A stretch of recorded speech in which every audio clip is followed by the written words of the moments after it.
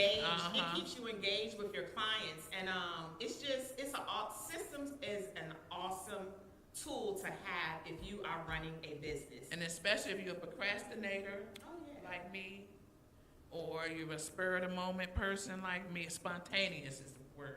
Well, that's also too how we got into a discussion before we went live that you were saying, why do I have two phones? And I have two phones because I need the business and the personal. Because after a certain time, people would see me make a post on social media in the middle of the night. I've had clients text me at 12, 2 o'clock in the morning, those type of things. They're like, oh, you can check it when you want. And when I had that one phone, I would still see it. And really, even though you're resting, mentally, you go into business mode because we're entrepreneurs. So we're always thinking. Girl, my mind is always in business. Exactly. I try not to text people at 2 in the morning, but for me, because I be thinking about it. Oh no! I'm thinking, I'm working. No. So now I schedule my stuff. I schedule my. Exactly. I stop myself. Listen. But I be like, hey, you did text me earlier, and I didn't text her back. Oh no! I have a time frame. It is cut off. But my thing is even if I'm on vacation or whatever, that having that one phone, I don't want to see anything on business. I need a checkout day where I need to just enjoy myself because balance is key. We have to be balanced. You have a separate phone number. I have a separate phone number and a separate phone because at first I had two phone numbers on one phone. But I would still see those messages. So now I have a separate phone, which I've had the last 5 years. I can't do it. I can't even answer my one phone. So I had two phones and I just stopped answering both of them. Yeah. I did. All right, let's try the next. Let's move on. Next question.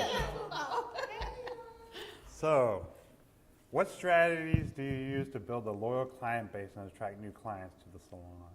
Strategies. What are you doing to market, get more people in, get more clients? Well, for me, I've always used social media for the most part because now people are always on TikTok, Instagram, Facebook, all of it. Now, I'm not a content creator. I am a cosmetologist. So at times, I will promote a post. But I try to make sure I post something sometime or another. When he talked about the online booking, I have that, as well as I have a website because I feel like I'm a professional and I want to attract certain type of clientele. And then at times I may run like specials for my clients. I may have done happy hour. I make sure when my clients come in, they have Wi-Fi because some of them work from home. I have, oh yeah, I need to bring those in. But I do make sure I have, treats for them. I have waters, everything to make them feel comfortable. So those are the things I have. And I always try to make sure I have business cards as well because that's not old fashioned. You never know who you're going to meet or talk to, and you need to represent yourself. Okay. Anybody else? I have a lot of things available, a lot of websites. So I sell hair, and I do hair as well. So I do have a lot of resources. I don't always use all of those resources, but I do put them in place. So I do like having the ability to schedule my posts. I like having the ability to, and I kind of do a lot of different things. My husband and I have a business together, then I have my hair and photography. But I like to, once I started setting myself up on a schedule and saying, by 10 a.m., I have everything scheduled. I'm not posting, if I need to post out all my stuff for the day by 10 a.m. And if I haven't done it by 10 a.m., then it's because I have something else going on. But I try to have this calendar in my head or a calendar that I set up of things that I need to do. So because people will take advantage of you if they think you're a hairstylist and you're not working. I am working.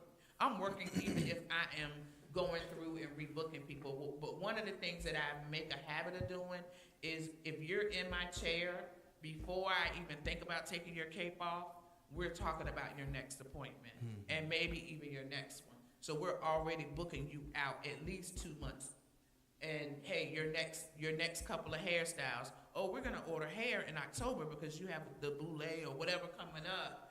This is what we're gonna do. So I try to get my clients to think ahead about what's going on, even for the year, so that, you know, we know what's going on. This how much money you're gonna spend? Yeah, Christmas, Thanksgiving, all of that. So that's one of the ways that, you know, I keep my clients engaged or on top of it. I mean, well, as far as me, I'm really just starting to get into the social media. But like you said, I got business cards. But one thing I always do is, you know, cut hair different from styling. So I try to always be available. Because I know a guy, he never know he got to go somewhere or do something. So you can call me at 6 in the morning. You're I available. mean, I done been in this shop. I met someone there. They had a wedding the next day. As late as 3 in the morning. That's awesome. Yep. But they always remember that. That's so right. when someone you do that, you got a client. That's right. They was like, "Well, you did this for me," but I found just word of mouth, man. Exactly. Especially in, That's in the best field. advertisement. It is. Yeah. It is. And I think that for me as well, my clients are my billboard.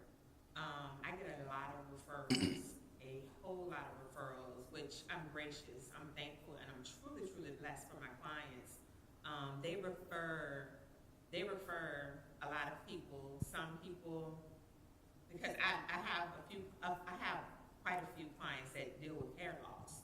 So when they see their hair is growing, or even they have an install or a restorated piece on their head, it's like, oh wow, well, can you do that for my hair? Oh wow, my hair is growing. I see your hair is growing.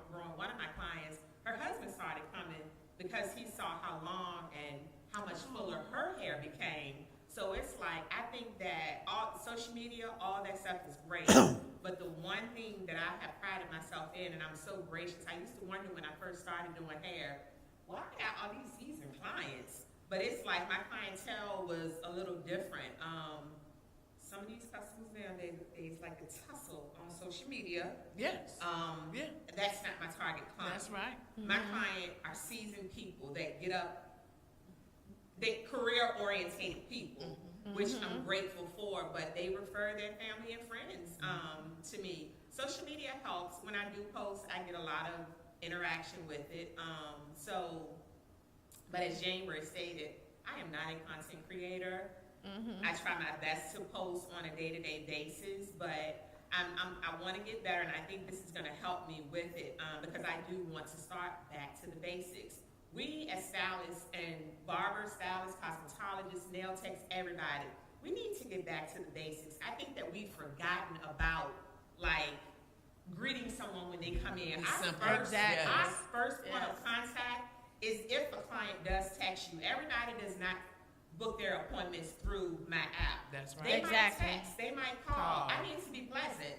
I mean, sometimes I think that with some of the newer stylists, and I see the posts all the time, like these new stylists, they do this and they do that. And one day I wasn't busy, and I commented on a post. I posted something and I said, I got time to argue today because I wasn't working. Yeah. Because everything turns into an argument. You can have your opinion, you can have yours, you can have yours, but we need to respect each other. So I think that the best way for me, what sets me apart and how I keep my chair full is my clients. They constantly refer people to me. Like January said, I have some little snacks and stuff in the salon, water and stuff like that. And That you're not charging for? No, it's not. That's It's another free. thing. People be It's charging. They shouldn't. It's free, and I definitely try to keep because my thing is a healthy hair and a healthy scalp, and gut health is very important when it comes to hair Yeah. and hair loss as Say it well. again. So I like to have healthy snacks in the salon and some water. Drink some water. You're thirsty. You're sitting up under the dryer. Hydrate yourself.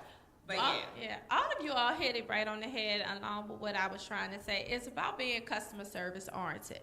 And that's what you were saying about getting back to how things used to be where people just refer. You didn't have to show them your social media Girl. page and, you know, all these pictures to prove yourself, those type of things. It came from if your aunt, your sister, whoever said, go to this person, Correct. they just trust, they come in, listen to you because you are the expert. And I have online booking because that's the preferred way.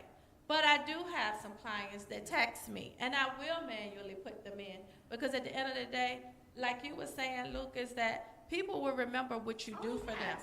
because that's